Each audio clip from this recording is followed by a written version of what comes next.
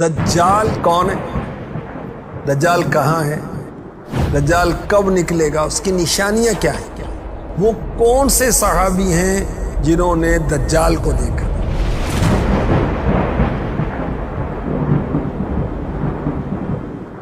دجال کا لقب ہے مسیح الدجال، یوں کہا جاتا ہے نا۔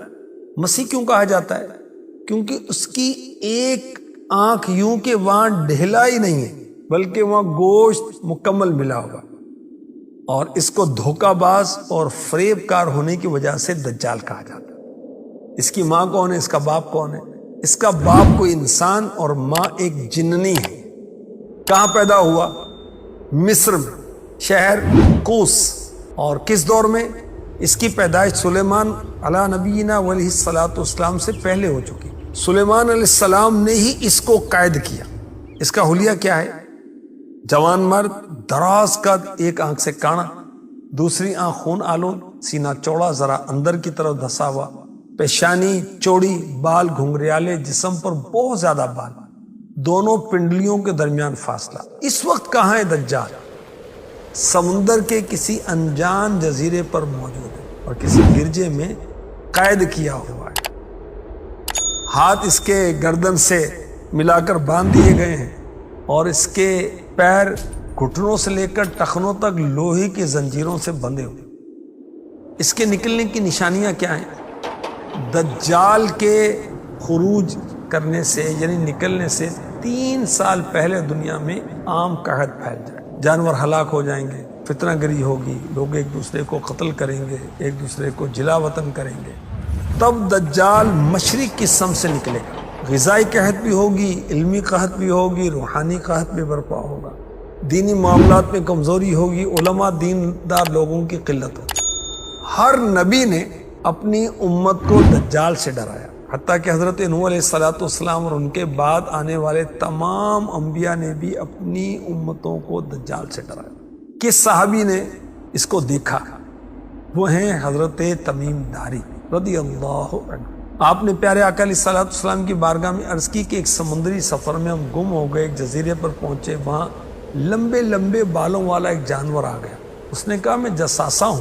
وہ ہمیں ایک گرجے میں لے گیا جہاں ہم نے بڑی جسامت والا ایک انسان دیکھا کہ اس کے ہاتھ گردن سے ملا کر اور اس کے پیر گھٹنوں سے لے کر ٹخنوں تک لوہے کی زنجیروں سے بندھے۔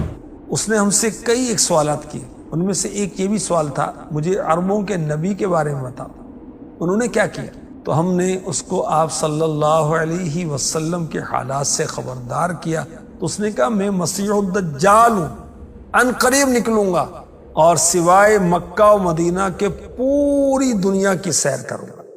دجال جب نکلے گا تو گدھے پر بیٹھا ہوگا، 40 دن دنیا میں ٹھہرے گا، جس میں پہلا دن سال بھر کا ہوگا، دوسرا دن 1 ماہ کا، تیسرا دن 1 ہفتے کا، اور باقی دن معمول کے ہوں گے۔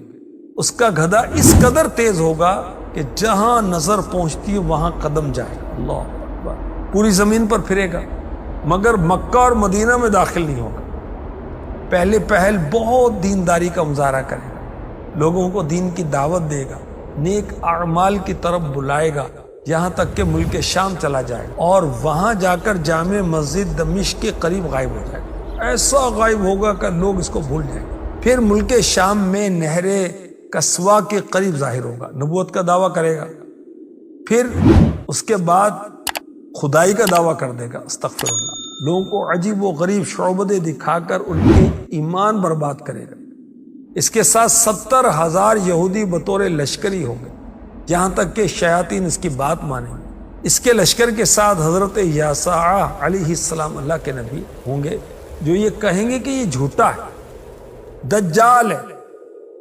اسی پھیرے میں دجال حضرت خضر علیہ السلام کو شہید کر دے گا اور مسلمانوں کو حضرت امام مہدی رضی اللہ تعالی عنہ کے ساتھ بیت المقدس میں محصور کر دے گا، بند کر دے گا، یہاں تک کہ حضرت عیسیٰ علیہ السلام آسمانوں سے نزول فرمائیں گے۔ کہاں پر؟